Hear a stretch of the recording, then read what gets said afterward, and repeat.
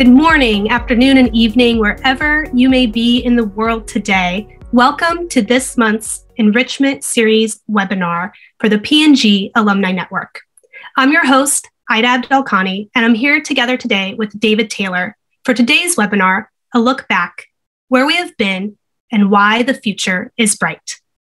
But before we jump into our fireside chat with David, I'd like to take a moment to tell you about our Enrichment Series, and so all of you can learn more about our webinars. We're a monthly series that's focused on connecting members from around the world and providing valuable insight and education by leveraging the expertise of our alums around the world. The P&G Alumni Network is a nonprofit founded by former P&Gers. We have over 35,000 members around the world and over 45 chapters. We are officially recognized and supported by P&G, and we focus on connection and engagement, enrichment, and philanthropy. In case you are wondering about what other events we have coming up, here's a look at our 90-day calendar around the world. So today, of course, we're with David for our Enrichment Series webinar. There's an event coming up on December 20th in Lima, January 23 in Cairo, January 24 in Paris.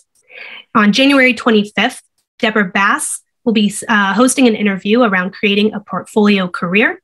And then on demand, every Sunday, we drop our weekly podcast, Learnings from Leaders. And coming up, please mark your calendars. Every 2 years, we have a conference, and the conference coming up is called Meeting the Moment. It will be in Washington, D.C., November 2nd through 4th at the Renaissance Hotel downtown. So please sign up for our newsletters at pgalums.com so that you can continue to learn about our upcoming conference and other events around the world. A little bit about our webinar today. Everyone is on mute automatically, but we do have our Q&A box where you can enter your questions throughout our fireside chat today. So please, David does welcome questions. We are going to keep this interactive today. Put your questions into the Q&A box. Ileana on our team will be helping us moderate the Q&A as we chat together today.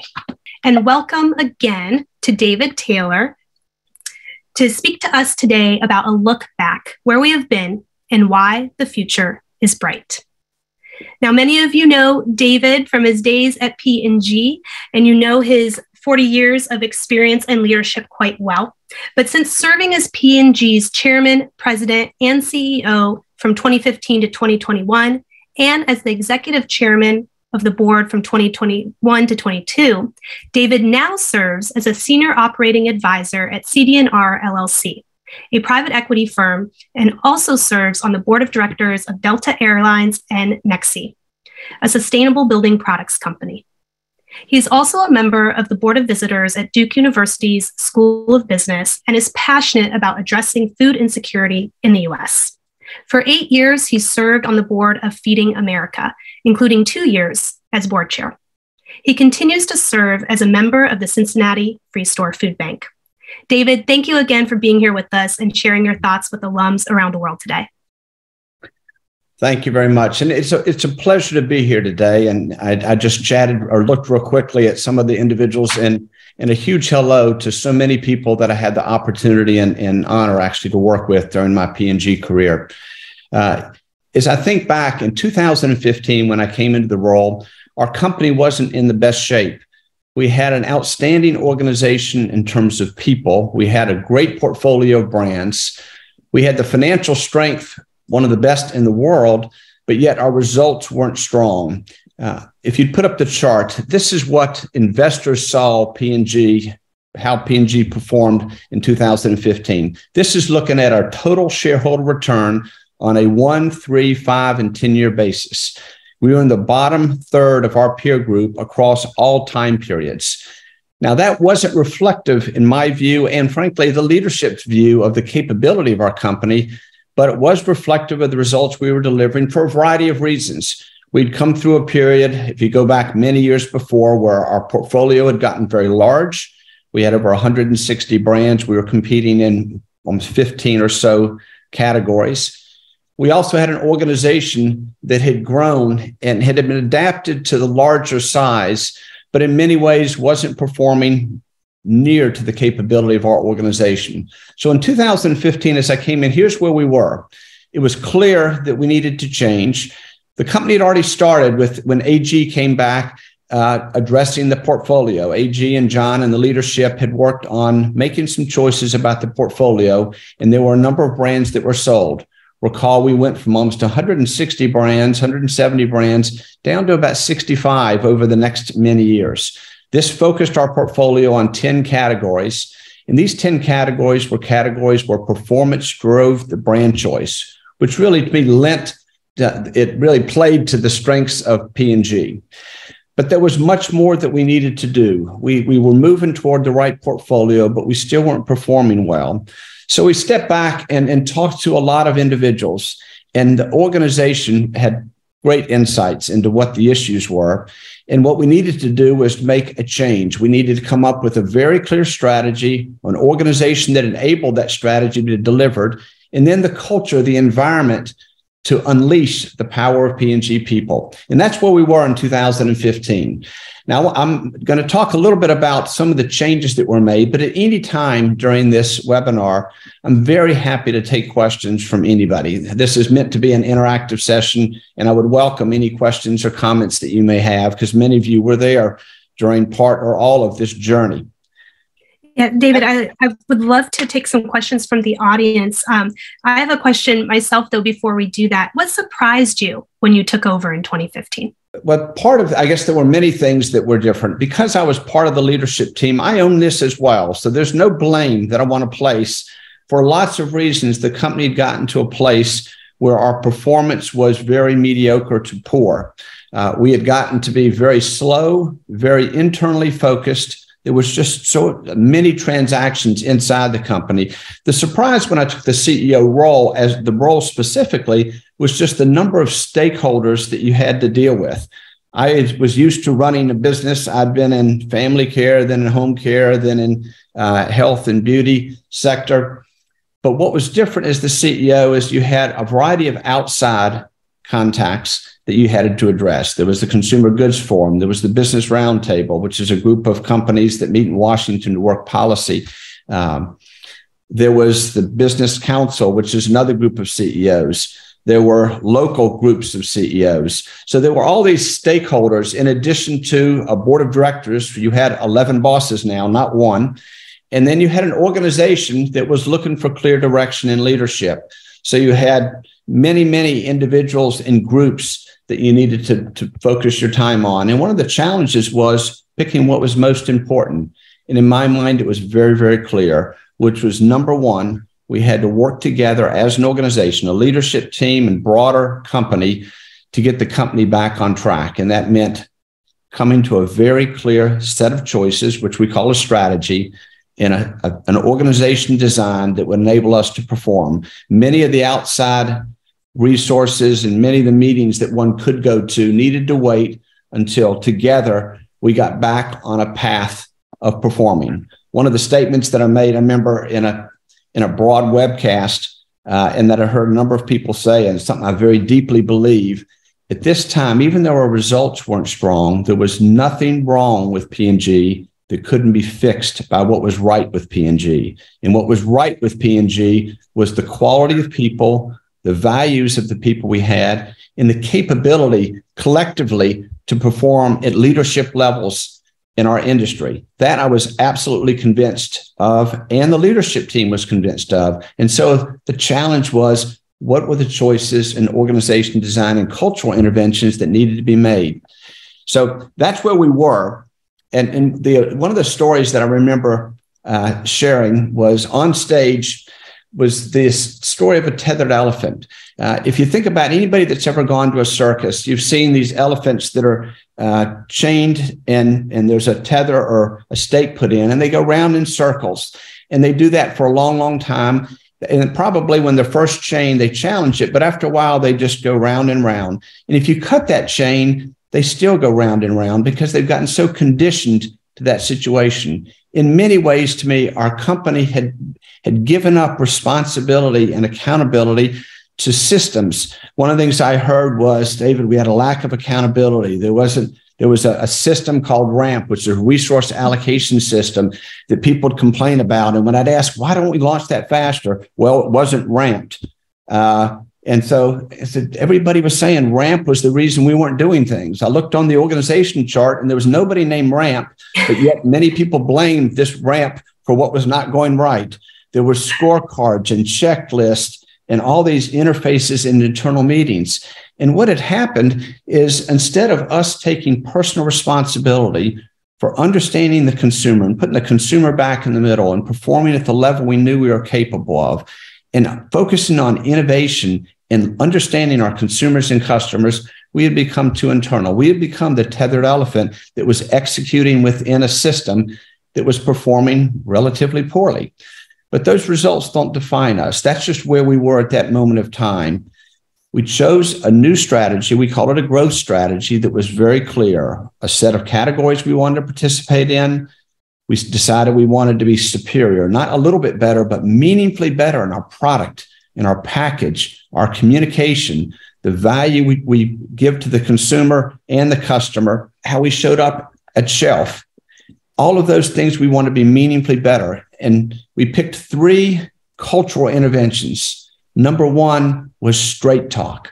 We said we have to get much better at just facing reality. This chart is where we were. Let's don't make excuses. Our performance is poor, and a little better than this is not good. Better than bad is not good. We wanted to be outstanding. And if we wanted to be outstanding, we had to change. Second was personal responsibility. We had to take personal responsibility for changing what needed to change and then driving that change until we delivered excellence. And the third was to raise our standards. We wanted to be outstanding, the best in our industry. With that set of choices and with a strategy on portfolio superiority, productivity, and everything we do, constructively disrupting all these things that got in the way and create a better way of doing work, and then unleashing the organization, that set of choices, when taken together and executed well, gave us a basis to perform. We shared that broadly with the organization, along with a major organization change that realigned the company around one primarily axis, which is the 10 operating businesses, and said all of us, self-included, needed to work in a way that allowed and enabled this group of 10 categories to perform with excellence. We valued the markets, we valued the functions, we valued the hierarchy, but all of us need to be in support of delighting the consumer, winning with the customer, and winning in the marketplace. And to be, once we got our heads wrapped around this, and we asked everybody, starting with the leadership team, either be all in or completely out. We wanted no prisoners. So myself and the leadership team first, we have to work together. And then we worked within the organization. We didn't deploy the strategy. We engaged and enrolled and discussed it with the organization, and then collectively started to make progress. And if you put up one more chart, and then we will take questions. 6 years later, here's where we are. One more chart. There we go. This is where P&G is today. And this reflects the capability of our company. We're in the top 25% of our peer group on a 1, 3, and 5 year basis. And just a time we need, we'll be in the top 25%, I believe, in the 10 year. We're in the top third already. This is P&G. And this was with the people. There was a lot of pressure. And I'll tell a story about the activists that came in that challenged we ought to do a lot of things. And this is what P&G is capable of: sustained excellence. That's the quality of people we have. The issue was never our people. The issue was our strategy, our organization design was getting in the way of the excellence of P&G. Now, certainly if there's questions, let me pause here because there's a number of stories that I'm happy to tell about both when the activists came in 2017, and then certainly my journey and the company's journey with Nelson Peltz and Triumph, and just a number of other big changes that occurred. Then we had the COVID pandemic and how the company rallied to handle this, to me, in extraordinary ways and still deliver for the consumer, keep people safe, and take care of our communities. But let me pause and see if there's any questions. Thank you, David. Yes, I would love for us to talk about the Board Activist campaign in 2017. I'm sure we'll have a lot of questions about that as well. But we do have questions coming in about your peek into 2015 and the unique way I think you took the helm of the company and started to change things. So Ileana, over to you for some of our questions, please. Absolutely. And you're right. There are several questions about your experience working with an activist investor. I can start with the activist. In 2000, and actually the story about how I learned about it, we were in a board meeting on February 14th, I believe it was, in 2017. So a little after a year after I was in the role, we were already starting to make some of the changes. Our results were starting to improve, but hadn't improved a lot yet. And a note came into our boardroom that said, Nelson Peltz would like to talk. That's not a good sign because we knew who Nelson Peltz was and we were aware of trying. And so there were conversations that had occurred, and that started with a meeting that John and I took in New York with Nelson and some of his colleagues. And in that meeting, at the end of the meeting that we discussed a number of things, he said he wanted to be on the board. In corporate America, and certainly in P&G, you don't ask to be on the board. Generally, the board looks at what its needs are and determine what skills and experiences we want. And people are invited to the board. And there's a lot of vetting that goes on. Nelson asked to be on the board, or demanded to be on the board initially.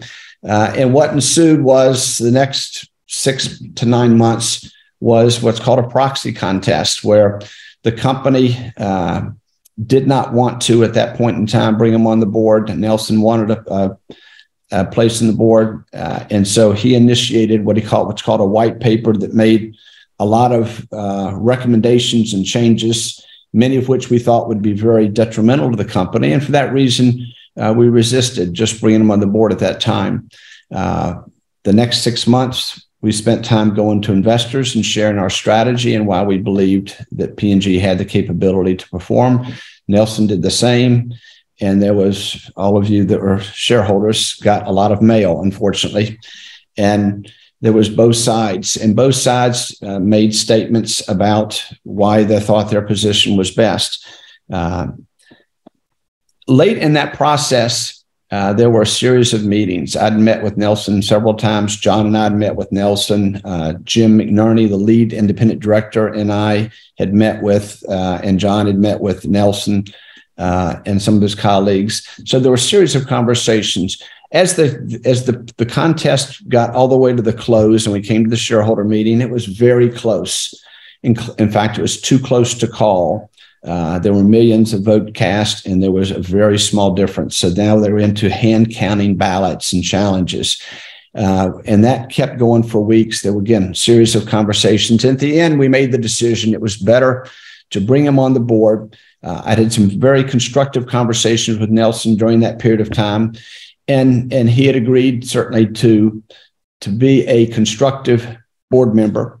And I'll tell you, fast forward several years, he was a constructive board member.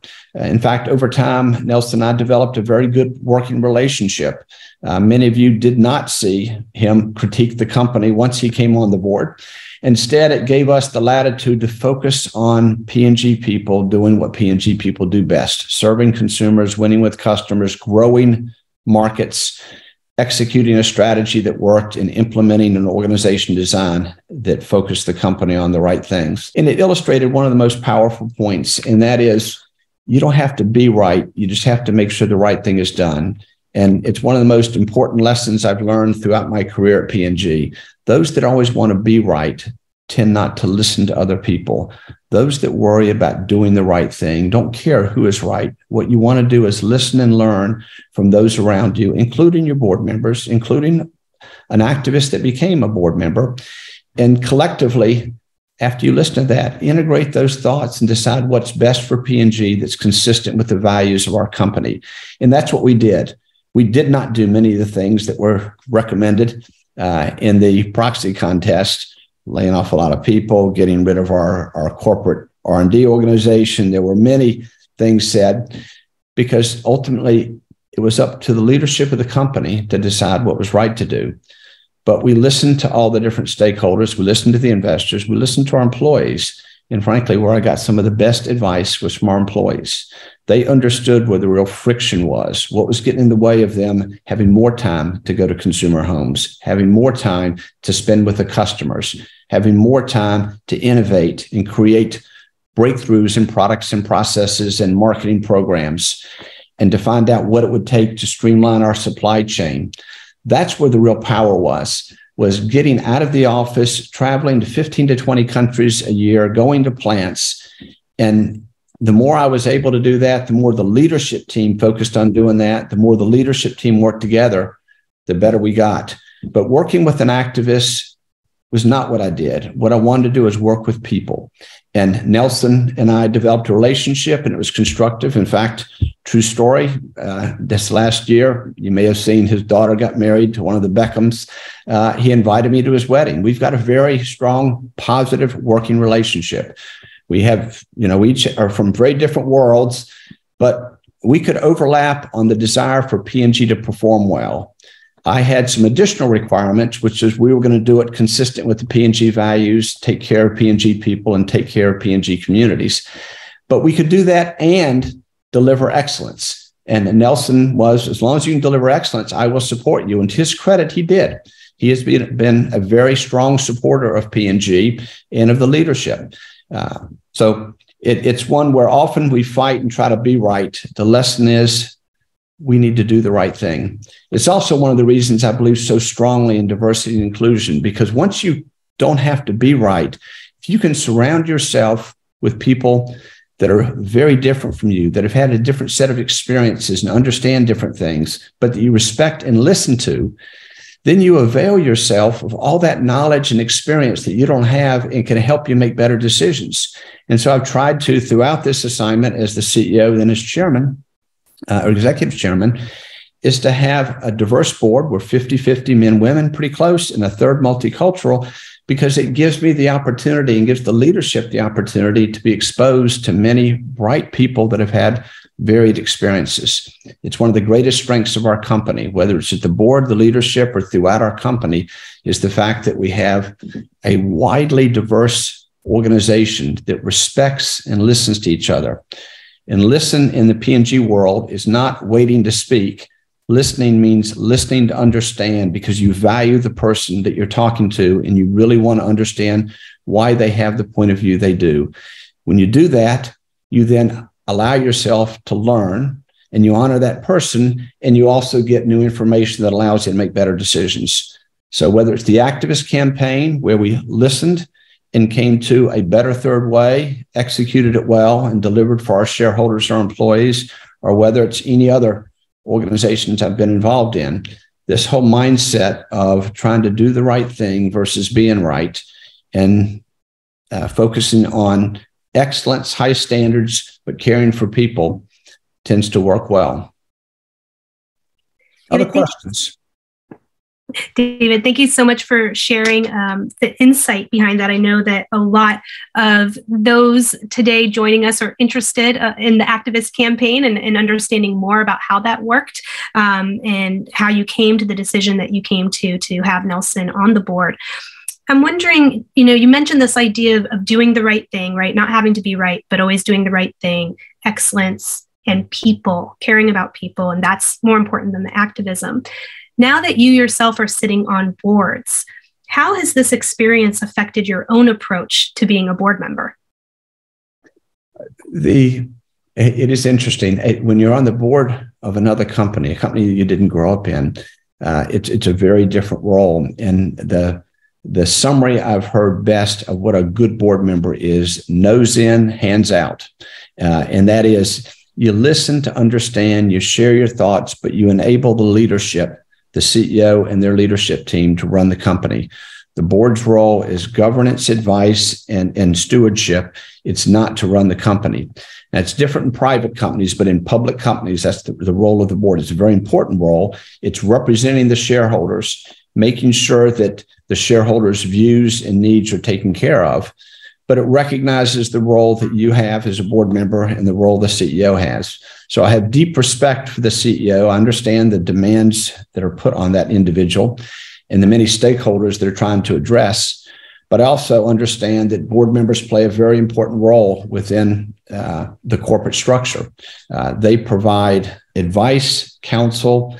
A well-constructed board has a wide range of skills and experiences represented, and they need to be brought to bear to help the company, help the CEO, and help the company do a better job. Plus, they also provide a very important governance function.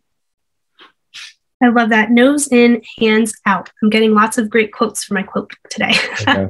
So thank you. Ileana, do we have any other questions related to the activist campaign for David? Not on that one, but on that same period of time, you had talked about focusing on, the 10 operating businesses and allowing them to perform in excellence. And there's a question about how did you choose which brands to divest in order to create that appropriate focus? That's a great question. And there was a very rigorous criteria. And again, I give A.G. Lafley and John Moeller and the broader leadership team credit for initiating and going through the initial assessment, John and A.G. especially, that led that. And then certainly I was involved in the leadership team on bringing it to life and finishing it. But the criteria was driven by primarily some very simple principles, but powerful. One was, and the guiding one was, we wanted to focus on brands and categories where performance drove the brand choice. And if you think about that, that sounds simple, but what it means is many categories, and I'll give an example, the Wella business may be an example, or some of the fine fragrance businesses where fad or fashion or flavor, a recommendation by a celebrity may drive the business. We're best in businesses where chemistry performance drives the brand choice. You can see and experience a meaningful difference in the performance of a brand. I can give an example. Anybody that's used Dawn dishwashing detergent or Tide laundry products knows the performance difference. You can experience it versus an alternative. That's what we do best, because that's where we can bring our science to bear. We can innovate. We can have meaningfully better performing products. And we wanted to focus on categories like that. And so when we looked at our whole list of businesses, we also wanted another key criteria was brands and categories that leverage P&G's strengths and capabilities. So if I take the Wella business, there's thousands of salons that you need to serve to win in that business. We're best in businesses that go through food, drug, mass, club, small stores, and online. We're not best and don't have a leading sales force to go serve 20, 30, 40, 50,000 salons. The same was true in independent pet specialty. We were in the pet business for a while, and while part of the business went through typical channels for P&G, a lot of the business went through specialty, which we weren't the leader in. There were other companies that had much broader pet portfolios. So the decision was made to focus on those categories that really leveraged P&G's strengths and capabilities, ones where we felt we could win and we had the ability to bring market-growing innovation to bear. And that brought us from 15 or so categories and 160 plus brands down to the 10 categories and 65 or so brands we have today. And interestingly, our company today is more profitable, growing faster, and more valuable than it was when we had 100 more brands. And it's the power of focus. And we focused on, to me, some simple cultural choices, some very clear strategy choices, and very clear portfolio choices. And the team is doing an excellent job bringing those to market today. Fantastic. Thank you. And David, in hindsight, as you look back at things, would you have done anything differently or maybe sooner? I generally, what you learn in time, and it's true on almost any decision after done, is you wish you'd done it faster, just because we want to make sure we do what's right. And in P&G, there is a tendency to either overanalyze or to be more patient than we probably should. It's part because we care about each other. It's part because our desire to align people. And a risk is in trying to align everybody and keep everybody happy, you keep nobody happy. And that's, to me, a bit where we were in 2015. I heard someone say, David, we need to be fair to all the different groups, functions, markets. and businesses. The last thing I want to be is fair. What I want to be is excellent. What we want to value everybody. We want to treat people fairly, but we don't need to have everybody needs to have equal say on a decision. There's some decisions that are best done by one organization and others that are best done by another organization. We needed to go for excellence over harmony. And what happened was, as we delivered excellence, we had greater harmony. And we were too focused on, to me, trying to keep everybody happy and not focused enough on the consumer, the customer, and excellence. And as we've pivoted, it was bumpy at first when we made the organization change, but all of us generally want to be winners. And as we were winning, and as we saw that even if someone didn't have the same level of decision space, their role was still extremely valued. I would argue today that while the functions gave up a lot of decision space when we realigned the organization, i.e. the businesses could make decisions in previous times the function would have to approve. The businesses value the function expertise even more today than before, because now that the businesses are accountable, they need the functions. They need the expertise that our people in the market have and that the customer team leaders have even more. And clear accountability on what each is delivering has allowed each to focus on their area of expertise, their subject matter mastery, even better. And the collective capability of the company has increased. So to me, focus matters. We have to be clear. Many people want certainty. You can't give people certainty. What you can give them is clarity.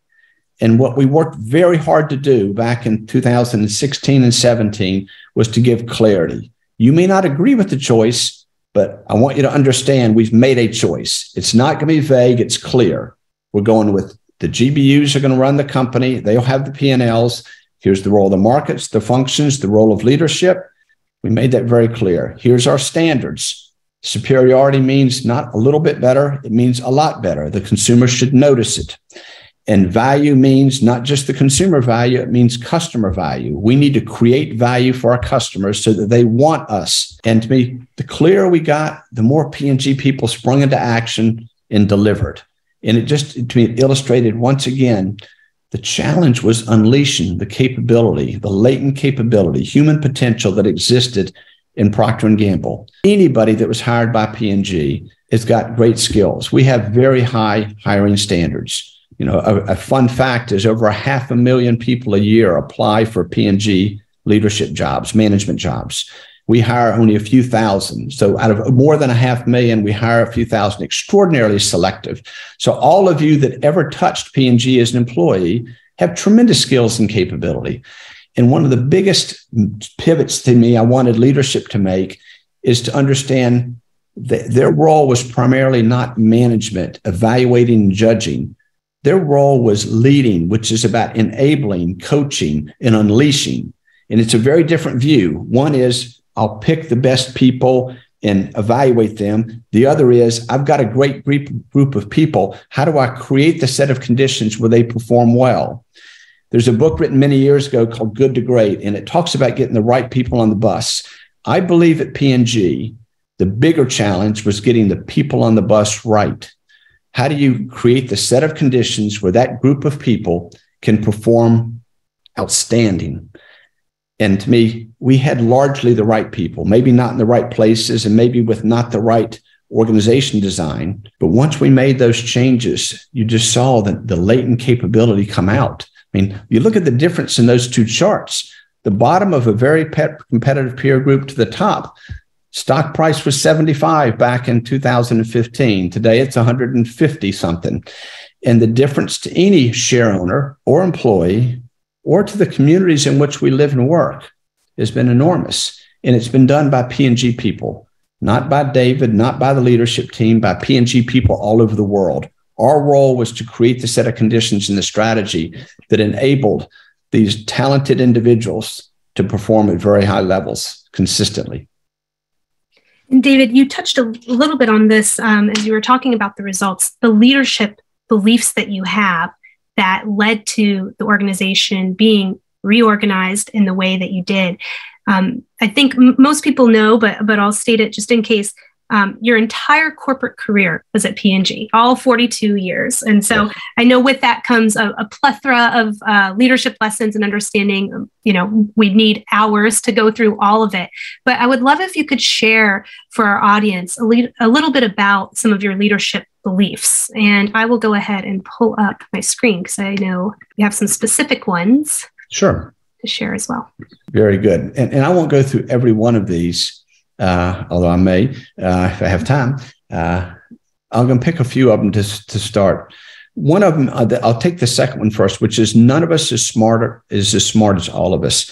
And it's this belief, again, on diversity and inclusion, this belief on in P&G and often in society, people don't listen. Listen is often waiting to speak.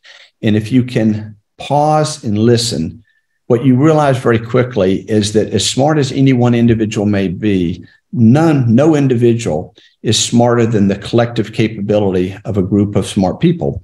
And at P&G, we have all capable people. They may not be skilled in a specific area, but they have a set of experiences and knowledge that often can be brought to bear. And if you're in a meeting and you're able to benefit from the collective intellect of the group, you come up with what is called the next one, a better third way. And there's a whole model called integrative thinking. And that is, again, if you're talking to somebody that's got a different point of view, instead of trying to win the argument, which is what most people try to do, and go to their view or your view, you try to understand why they came to a different view. And in doing so, you walk down their ladder of inference and find out what facts or experiences they access to come to a different point of view. In doing that, you often learn something that'll cause you to come to a better third way. So the combination of the second and third is about unleashing the collective intellect and capability to make better decisions. The fourth one on there, the only failures and absence of learning, is around the whole notion of if you want to have an innovative culture, you're going to try things and they're not going to work. In some organizations and with some people, when someone doesn't do something right or it doesn't work, it's a failure. We need to redefine failure to say, as long as you learn something that informs what you do next, and what you do next is even smarter, then the only failure is if you don't learn something that can be applied to the next thing you do. And to be great innovators, quote unquote, fail all the time, but it's really part of the process to break through innovation. And you want to create a culture where people are constantly challenging the status quo, constructively disrupting, which is one of the other ones, to try to find new ways to do things. And if the culture is one that embraces that says that didn't work, but what did we learn, why it didn't work, so that we can try something that may be even better, it's huge. The next one on growth mindset's a powerful one. We've had a number of people come in to teach the whole notion of growth mindset. But the thought is there are some people that have a fixed mindset that see a fixed amount of opportunity in a situation. There's others that just naturally see possibilities. And what we want is a company where people have this growth mindset. One of the powerful words that you can use when someone says, I don't know how to do that, you add the word yet, and it opens the mind. I don't know how to do that yet. But then the yet starts to go, well, maybe I could. What would I need to do to be able to do that, to learn about that? And the whole notion we have now in our strategy of we don't just want to win share, we want to grow markets. The best way to have sustained excellence in our categories is to create category growth that benefits the retailer, that benefits P&G. The math, if you're leading the category growth, will say you're going to grow share. And it doesn't mean you're taking away from your competitors, so it tends not to create destructive dynamics in the category. So the growth mindset is, how do you create growth? How do you create categories or benefit areas that will grow the category, delight the consumer, make money for the customer, create business for the company that's sustainable? I love the growth mindset because it just says in any situation, how can we find kind of a positive way out of it? There's a corollary to that, and it's from Colin Powell, and that is optimism is a force multiplier. And his whole notion there is people that are optimistic create capability. They create energy that then can be put forth to positive things. The next one on there, be constructively impatient.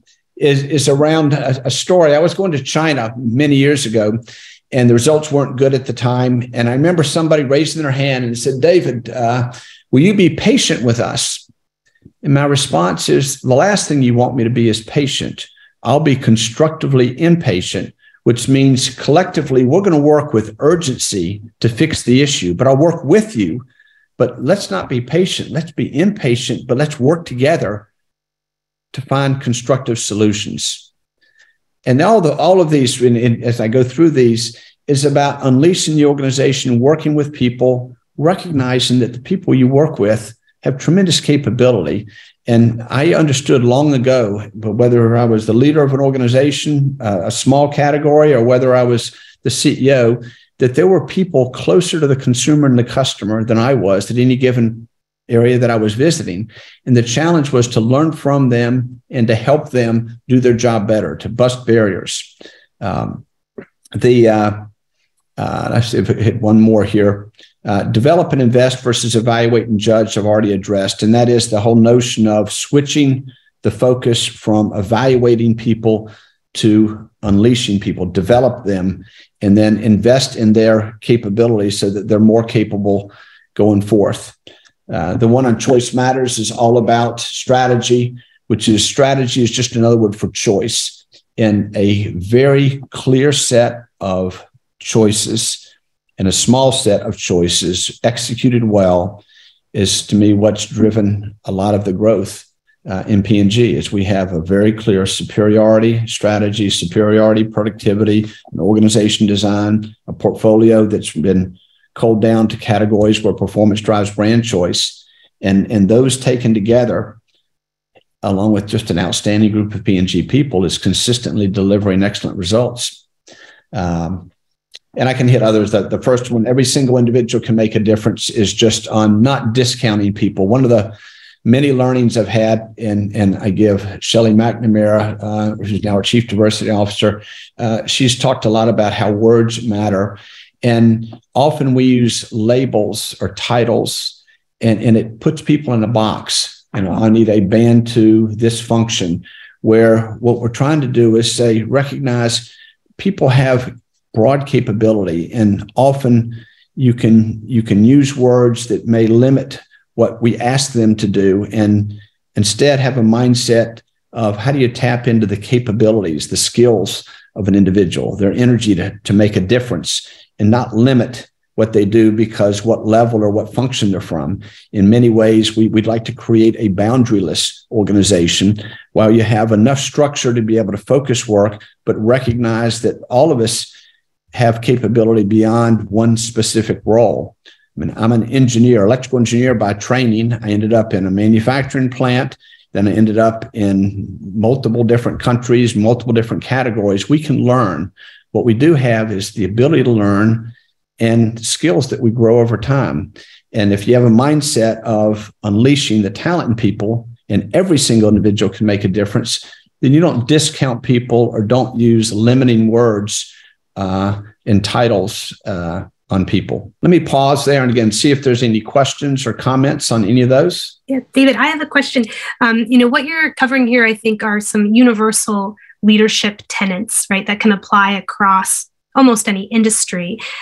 But what do you think you might need to emphasize more or less, let's say, for a leader in business versus politics? Because there's certainly going to be some variation, right, I think, in industries, even while you have some universal tenets. Yeah, again, I think in business, and I won't even get to politics because we'd be into a very long conversation. I think it would be wonderful if politicians listened and worried more about the greater good than individual party and other issues. In business, you tend to have a guiding set of values, which we have at P&G, and a strategy that tells you how you put those values into action with a set of choices. And what those leadership lessons were largely aimed at working in a culture like P&G, where there is high value of each individual, and it's not a lot of individual work. P&G is an organization by design that has a lot of interaction and collaboration. So whether it is a manufacturing plant working together to create excellence, or whether it's an R&D area. You may have individuals working, but you're relying on people from a lot of different areas that have different subject matter mastery that you want to bring to bear so that you can address a consumer or customer need or market opportunity. And I think it is, we want in P&G, and I think we generally have people that really embrace the purpose of our company is to delight consumers, to make their day a little bit better each and every day. And they value the people they work with. I think that allows us to have tremendous untapped potential that I think leadership's job is to unleash and focus on a set of priorities. And we have that now. And it was probably best illustrated with what happened during the pandemic. I mean, the world was faced with just this tremendous challenge. It first hit China, then it came across Europe into the US. And during that period of time, we even focused even more to 3 priorities. And we said, everybody, there's 3 things we have to do to get through this together. 1, take care of each other. 2, take care of our consumers, which means make the products, the health and hygiene products that consumers need. And 3rd, let's take care of our communities. And the rest of the stuff, let's put aside right now. Let's make sure we do those things really well. You fast forward 3 years later, P&G has performed very well in the pandemic.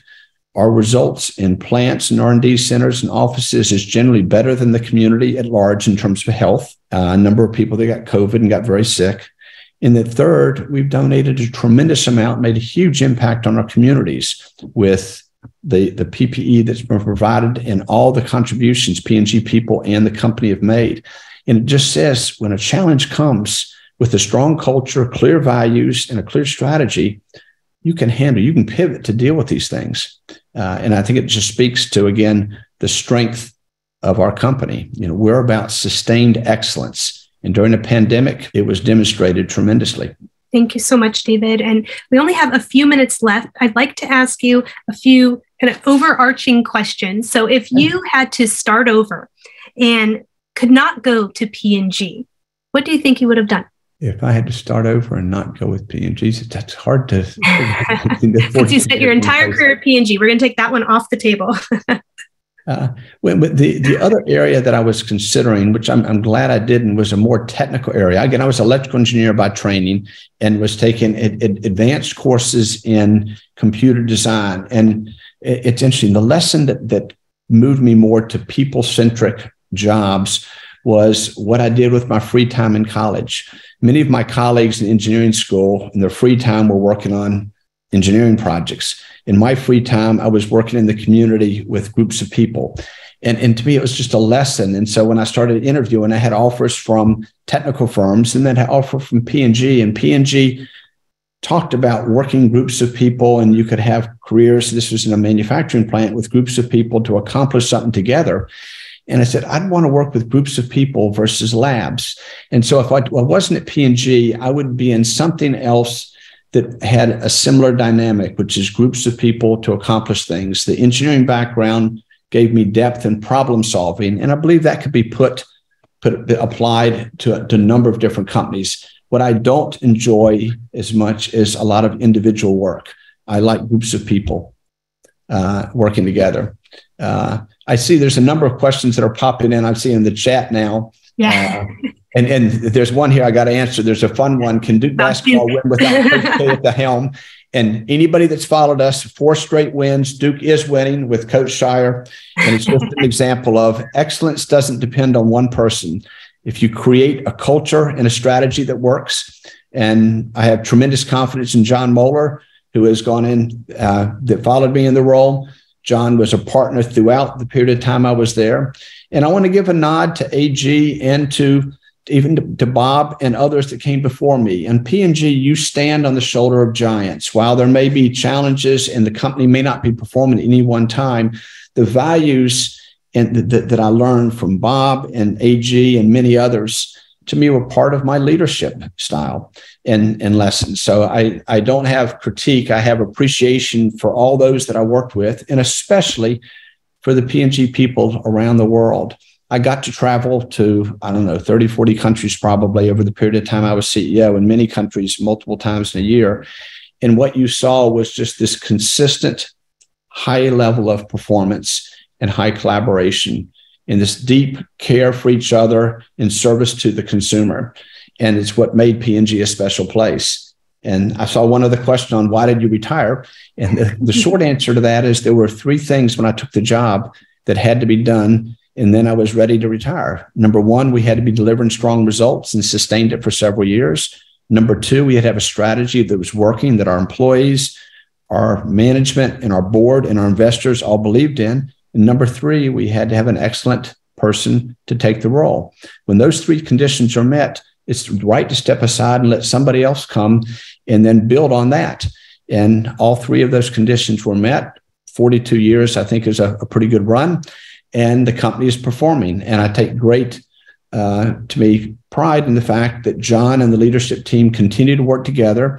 We haven't lost a number of leaders when we went through this leadership transition, which is a testament to the fine work John and the leadership team and the board are doing, but also to the culture at P&G. It's one that is not dependent on any one individual.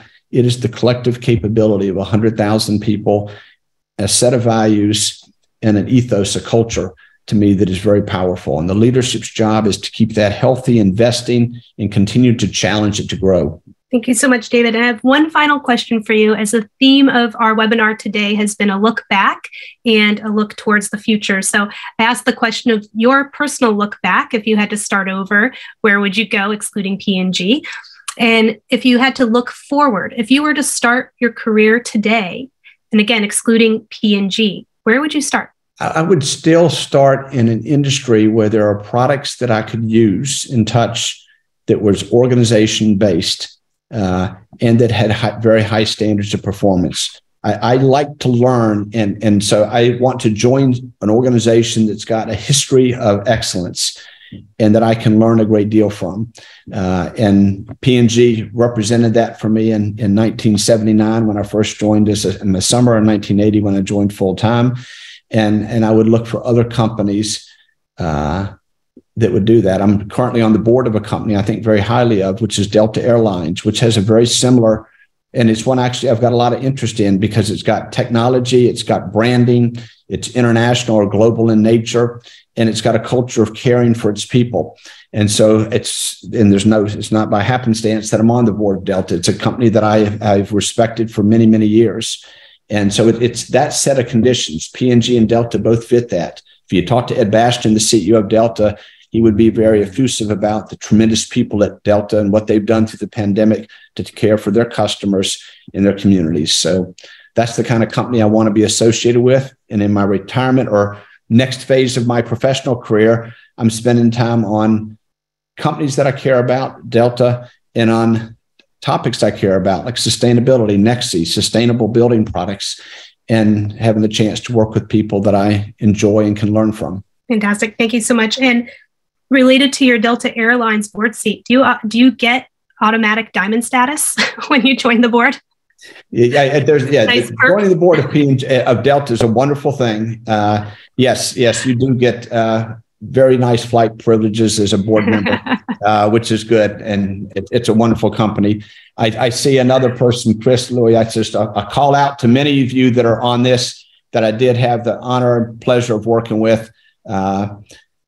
My hope is sometime in my next few years, I can stay in touch with many of these people. But it was the honor of a lifetime to be able to lead a company that I'd invested my entire professional career in, that I've got such deep appreciation for.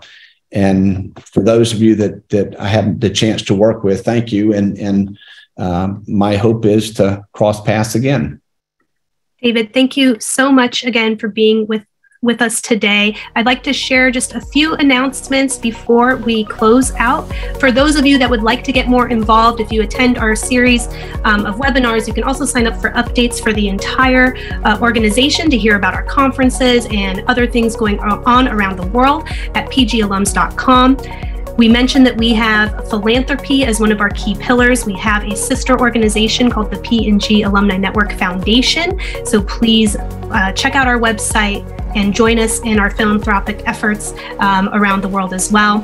If you are calling in from a company today and you're interested in being a sponsor, you can email us at sponsor@pgalums.com. Or if you simply want to volunteer or join a chapter or have other thoughts to share, hello@pgalums.com. We've gotten a lot of questions in the chat today about getting some of David's slides. David, people are very interested in your leadership slide, as well as some of the results. All of this will be available via the recording. So we are live right now on YouTube, and this recording will be on our YouTube channel. It's the P&G Alumni Network. So when you go to YouTube, just type in the search P&G Alumni Network, subscribe to us. We have all of our webinars that we've ever recorded up there, so you can play back anything that you'd like and share it with others in your organization. I know we had a question from someone at a university that wanted to share it with his business students. So yes, this will be available for you to watch following this webinar.